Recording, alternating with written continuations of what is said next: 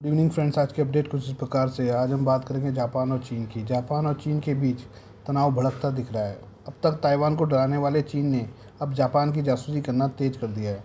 चीन ने जापान के रणनीतिक रूप से बेहद अहम ओकिनावा द्वीप के एयर डिफेंस जोन के पास अपने हथियारबंद ड्रोन TB001 और बेहद शक्तिशाली जासूसी विमान Y9 को भेजा। चीनी जासूसी विमान को देखकर जापान की सेना हरकत में आ गई और उसने तत्काल फाइटर जेट भेज दिया।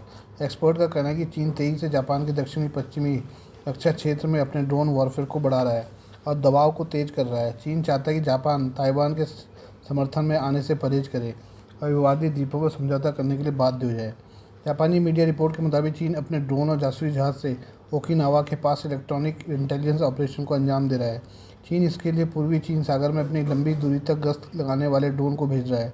चीन के ड्रोन को भगाने के लिए जापान ने 12 जून को अपने फाइटर जेट भेजे। जापान के रक्षा मंत्रालय ने कहा कि ये दोनों ही चीनी विमान जापान की एयर डिफेंस आइडेंटिफिकेशन जोन में उड़ रहे थे, न कि उसके संप्रभु इलाके में। इस बयान के बाद भी साफ है कि चीन जापानी सेना के संवेदनशील सैन्य कॉरिडोर को की पूरी प्लानिंग के साथ निगरानी कर रही है। जापान के रक्षा मंत्री शिनजिरो कोइजुमी ने चीन के इस जासूसी को माना कि यह इस साल TB001 की पहली तैनाती है। उन्होंने कहा कि यह दर्शाता है कि जापान की चीन के लंबी दूरी तक गश्त लगाने वाले ड्रोन से चिंता बढ़ती जा रही है। उन्होंने चेतावनी दी है कि TB001 हमलावर ड्रोन में लंबी दूरी हमला करने वाले हथियार लगे हैं। इसमें एंटी शिप मिसाइलें और सतह से सतह पर हमला करने वाले हथियार हो सकते हैं। चीन के इस कदम के बाद पूर्वी चीन सागर में तनाव बढ़ गया है। रिपोर्ट के मुताबिक चीन नैन्सेई द्वीप समूह के आसपास अपने जासूस विमानों को भेज रहा है। इसमें ड्रोन विमान और समुद्री निगरानी शामिल है। असल में चीन इस पूरे कदम का एक बड़ा उद्देश्य ताइवान पर हमले के दौरान जापान को ताइपे की मदद से रोकना है। जापान ने साफ कहा कि उसे ताइवान पर चीन का कब्जा मंजूर नहीं है। इससे चीन भड़का हुआ है। वहीं जापान का मानना है कि इस बार बार भेजे जा रहे ड्रोन और जासूसी विमान के पीछे चीन की चाल है। चीन इसके जरिए जानना चाह रहा है कि जापानी सेना कैसे रिस्पॉन्स करती है। चीन जापान के रडार को तलाश कर रहा है। जापान के कमांड और कंट्रोल को भी चीन परख रहा है। आइए हम बात करें अमेरिका और ईरान के बीच शांति समझौते की। पाकिस्तान के प्रधानमंत्री शहबाज शरीफ ने बताया कि अमेरिका और ईरान के बीच शांति समझौते पर दस्तखत करने का कार्यक्रम जिनेवा में होगा, लेकिन इसकी मेज़बानी पाकिस्तान करेगा। इसे पाकिस्तान के लिए एक बड़ा झटका माना जा रहा है क्योंकि वह खुद को एक मध्यस्थ के तौर पर पेश कर रहा था और उसने इस्लामाबाद में ईरान और अमेरिका के बीच शांति वार्ता की मेज़बानी भी की थी। ऐसे में पाकिस्तान को उम्मीद थी कि समझौते पर हस्ताक्षर इस्लामाबाद में होंगे, लेकिन अमेरिका और ईरान दोनों इस कार्यक्रम को स्विट्जरलैंड के जिनेवा में करने पर सहमत हो गए हैं। सोमवार देर रात तक समझौते का ऐलान करने के बाद नेशनल असेंबली के सेशन को संबोधित करते हुए उन्होंने कहा, इस ऐतिहासिक समझौते का दस्तखत कार्यक्रम शुक्रवार 19 जून को जिनेवा में होगा और अल्लाह के रहम से इसकी मेज़बानी पाकिस्तान करेगा। इस समझौते के तहत अमेरिका और ईरान जंग खत्म करने, ईरान पर अमेरिकी नाकेबंदी रोकने और हॉर्मुज़ जलदबंद को फिर से खोलने के लिए एक रूपरेखा पर सहमत हुए हैं। शहबाज ने अमेरिका और ईरान के बीच होने जा रहे समझौते को शांति की दिशा में एक ऐतिहासिक मील का पत्थर करार दिया। उन्होंने इस घटनाक्रम का स्वागत करते हुए कहा कि 3 महीने और 16 दिनों की लगातार कोशिश के बाद अमेरिका और ईरान ने लेबनान समेत सभी जगहों पर सैन्य कार्रवाई को तुरंत और हमेशा के लिए खत्म करने का ऐलान किया है। उन्होंने कहा कि बातचीत की पूरी प्रक्रिया के दौरान अमेरिका और ईरान दोनों देशों के नेतृत्व ने मुश्किल हालात में भी सब्र और समझदारी दिखाई। नतीजे में पूरी दुनिया इस शानदार दिन की गवाह बनी है। अमेरिका और ईरान के बीच युद्ध फरवरी के आखिर में शुरू हुआ था। इसके बाद कई दिनों तक अमेरिका और इजरायल ने ईरान पर अंधाधुंध हमले किए। इन हमलों में ईरान के दर्जनों शीर्ष नेता मारे गए, जिनमें आयतुल्लाह अली खामनेई और उनका परिवार भी शामिल है। इस संघर्ष के दौरान पाकिस्तान ने खुद को मध्यस्थ बनाने की नाकाम कोशिश की, लेकिन उसका असली काम डाके का था। पाकिस्तान ने अप्रैल में इस्लामाबाद में दोनों पक्षों के बीच बातचीत के पहले दौर की मेजबानी भी की थी। पाकिस्तान का दावा है कि उसने अमेरिका और ईरान के बीच संघर्ष विराम कराया है। हालांकि देखने वाली बात यह है कि अमेरिका और ईरान क्या इस संघर्ष विराम का श्रेय पाकिस्तान को देते हैं कि नहीं। इसका प्रमुख कारण यह है कि दोनों देशों में संघर्ष विराम कराने में कतर की भी बड़ी भूमिका रही है। कतर के वार्ताकार पिछले कई दिनों से तेहरान में जमे हुए थे। इसमें कतर के प्रधानमंत्री और विदेश मंत्री शेख मोहम्मद बिन अब्दुल रहमान अल थानी भी शामिल हैं। आइए हम बात करें भारत और नेपाल की। भारत और नेपाल ने कई सीमा पार रेलवे प्रोजेक्ट्स की प्रगति की समीक्षा की है।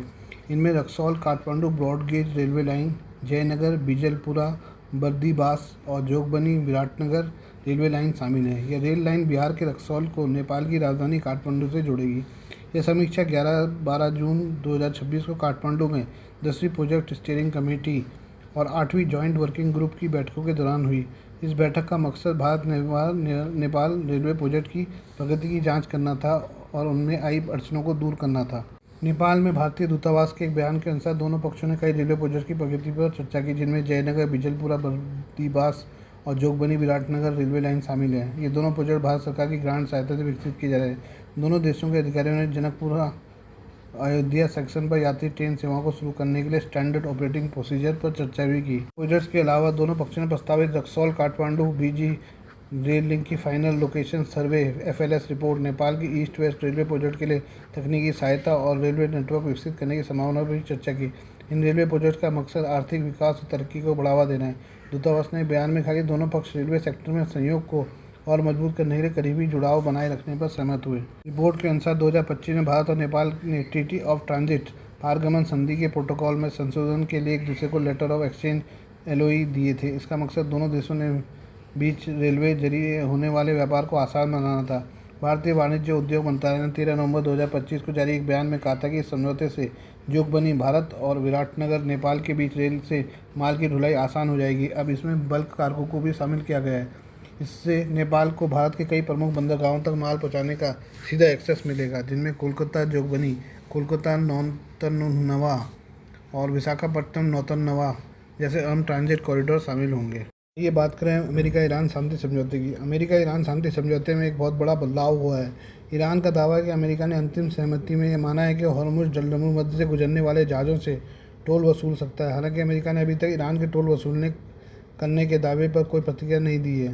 चंद घंटे पहले तक अमेरिकी राष्ट्रपति डोनाल्ड ट्रंप हॉर्मुज़ जलसंधि मध्य को खोलने और बिना टोल के जहाज़ों को स्वतंत्र आवाजाही की वकालत करते दिखाई दिए थे। ट्रंप ने कई मौक़ों पर कहा कि वो ईरान को हॉर्मुज़ से गुजरने वाले जहाज़ों से टोल वसूल करने की अनुमति नहीं देंगे। ईरान की सरकारी समाचार एजेंसी फार्स न्यूज़ ने एक सूत्र के हवाले से बताया कि समझौते में इस महत्वपूर्ण जलमार्ग में समुद्री सेवाओं के प्रबंधन में ईरान और ओमान की भूमिका का जिक्र है, जिससे भविष्य में कमर्शियल शिपिंग के राजस्व वसूली का रास्ता साफ हो गया है। सूत्र ने कहा कि बातचीत के अंतिम चरणों में समझौते के टेक्स्ट में बदलाव किए गए ताकि हॉर्मुज़ जलसंधि मध्य पर ईरानी और ओमानी अधिकार का जिक्र मजबूत किया जा सके। सूत्र ने फार्स को बताया कि बातचीत के अंतिम क्षणों में समझौते के टेक्स्ट में ऐसे बदलाव किए गए जो हॉर्मुज़ जलसंधि मध्य पर ईरान ओमान की संपूर्णता के मुद्दे पर निश्चित और स्पष्ट रूप से जोर देते हैं। सूत्र ने कहा कि हालांकि समझौते के शुरुआती वर्जन में ऐसे प्रावधान थे जो ईरानी संप्रभुता और संबंधित व्यवस्थाओं को लागू करना सुनिश्चित करते, लेकिन अंतिम टेक्स्ट में अब यह कहा गया है कि हॉर्मुज़ जलसंधि मध्य में समुद्री सेवाओं के प्रशासन का भविष्य ईरान और ओमान द्वारा तय किया जाएगा। रिपोर्ट के अनुसार तेहरान समुद्री सेवाओं शब्द को शामिल किए जाने की वाशिंगटन की ओर से एक महत्वपूर्ण रियायत के तौर पर दिखता है।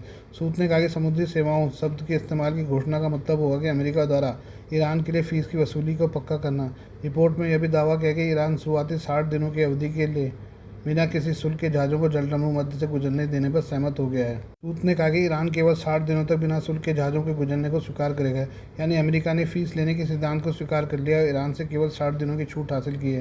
रिपोर्ट के अनुसार ईरान की योजना 60 दिनों की अवधि के बाद समुद्री सहायता कार्यों से जुड़े एक ढांचे के माध्यम से कमर्शियल जहाज़ों से राजस्व वसूल शुरू करने की है।